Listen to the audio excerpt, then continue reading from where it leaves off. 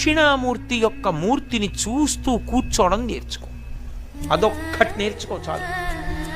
ఏమక్కర్లేదు, ఇంకా దక్షిణామూర్తిని పెట్టుకుని రోజు కాసేపు ఆయన్ని చూస్తే చాలు. మీకు నేను ఇంకా విచిత్రమైన విషయం చెప్పనా?